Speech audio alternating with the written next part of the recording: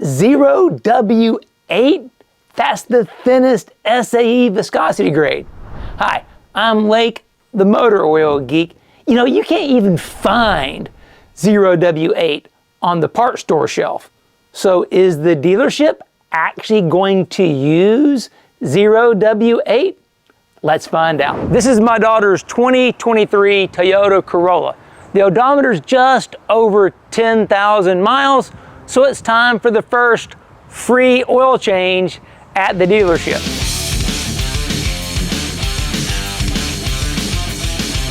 But before we take the car to the dealership, let's take an oil sample via the vacuum pump to find out how that oil is doing. Because while the odometer says there's 10,000 miles on the oil, there's not. We've already changed the oil twice. We've actually done that in 2 previous videos. We'll leave the link for those in the description box below if you want to catch up, because there was no way we were going to go 10,000 miles on the first oil drain. But most importantly, this sample is going to be able to tell us a comparison to what they put in the car, because we already know what's in the car right now, but I want to know what they're going to put in at the dealership. We can compare those previous samples and the one we're taking today to what they put in the car when we get back home from the dealership. Because this car is a bit unique. It was built in Japan. Now, that doesn't make it unique, but it was built in Japan before the API, the American Petroleum Institute, approved the use of 0W-8 motor oils here in the United States. That's right, this car calls for 0W-8 motor oil, but at the time that she purchased the car, which was back in August of 2023, the API had not yet approved the use of 0W-8 oils in the United States. That actually wasn't done until September.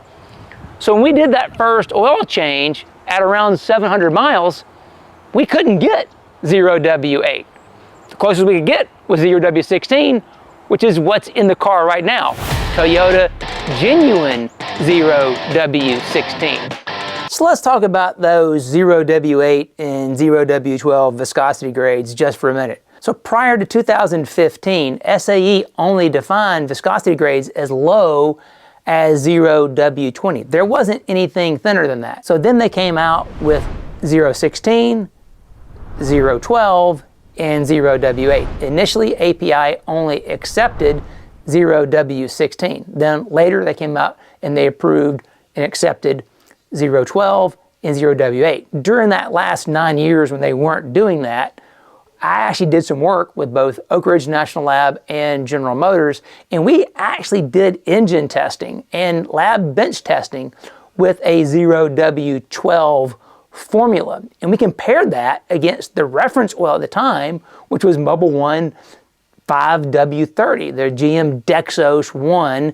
Gen 2 approved formula. So what we saw when we went from Dexos 1 Gen 2 5W30, when we went to the 0W-12, now this was a full synthetic with really unique advanced chemistry, not something you can buy anywhere in the world today. But despite that change in viscosity, the offset in that increased additive package, we actually saw less wear in the engine. Even at a 150-hour durability test at 150 degrees Celsius oil temperature, the 012 actually protected every bit as good, if not actually better, than the 5W30. So don't be afraid of the viscosity grade just because it's thinner.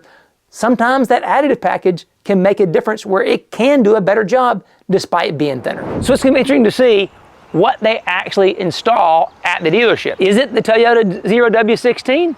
Or is it the 0W-8? Or is it something completely different? Let's find out. So taking a sample via a vacuum pump is pretty simple. You have this tube, which you feed into the pump right here. You screw this lever down to lock that in.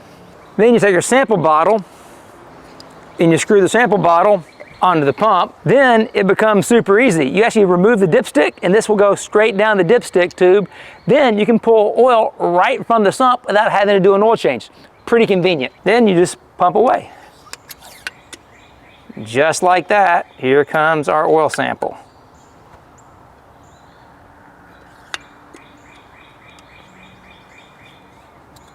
You're done. Just crack that and that releases the pressure and we're done. No fuss, no muss. So we have our control sample of what we just took out of the engine. Now let's go to the dealership, have them do the oil change. We'll come back, we'll take another sample and find out what they put into the engine.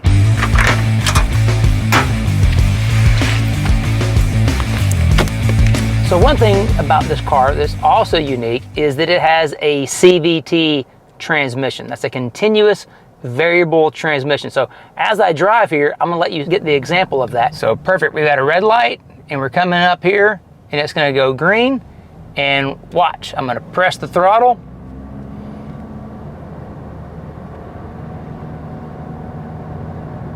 And you see how the RPMs are pretty much staying right there, and it's not dropping back because it's not shifting gears, because this is a continuous variable transmission, a CVT, which is why you didn't see it make those gear shifts, because there's no gears to be shifted.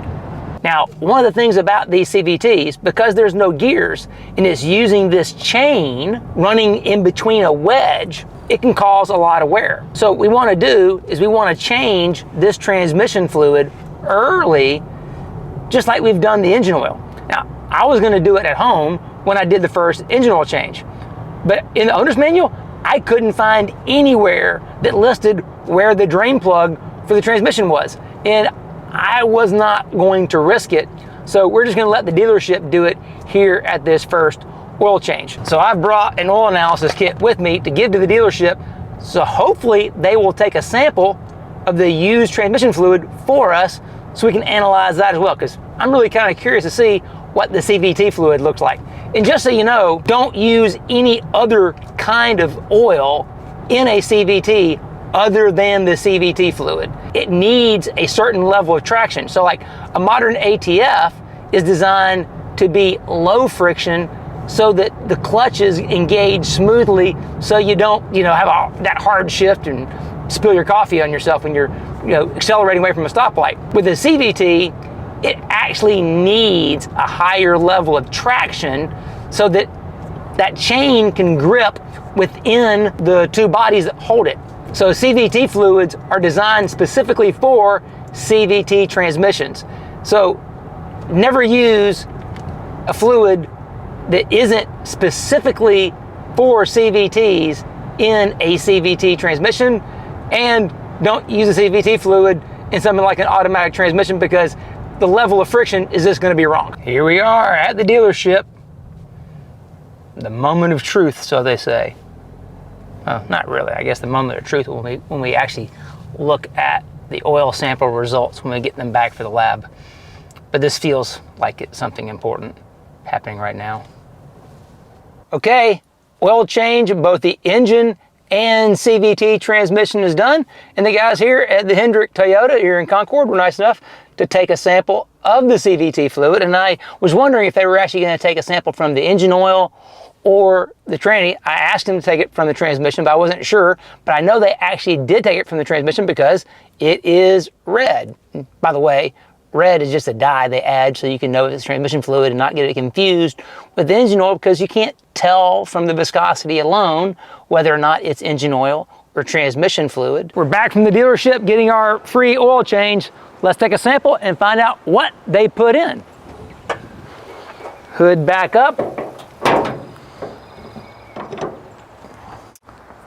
This time we'll use a new tube so we don't cross-contaminate and get some kind of, cross-contamination.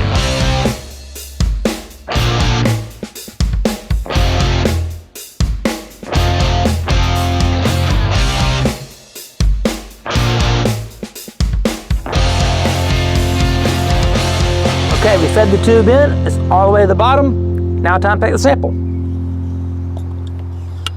Ooh, that comes fast. It's thin oil and it's hot, so Not surprising. Nice and warmed up. And there we go. It's that simple, clean, and neat. Now let's send the samples off to the lab and come back with the results, which normally take about 6 to 7 business days, but through the magic of editing, you get them right. So, it's nice to have results that confirm a little bit of faith in humanity. So how good was the free oil? Well, they actually used the Toyota 0W-8, and we can see that from these results. Before we get too crazy, let's look at the results from taking the pump sample before we had the oil change to see how was that engine doing? How was that break-in coming along? And what's neat to see is that there was still a little bit of that silicon carrying over. There was just so much silicon in the very beginning, and we now know that it came from the gasket that goes on the oil filter, and even the Toyota genuine filter has some of that silicon grease on the gasket. So a little bit of that came from that. Everything else looks really, really good. The wear rate dropped even more. It went from 9, so remember the very beginning, it was at 90 parts per million per 1,000 miles. Then it dropped down to 9 parts per million per 1,000 miles. Now, at 7,500-ish miles, it's down to 4 parts per million. So really nice trend on the break-in. Everything is doing exactly what you would hope it to do. The wear metals are nice and low. They've settled in really about the same numbers as they were at around 3,000 miles at 7,500 miles, which just goes to show everything is happy.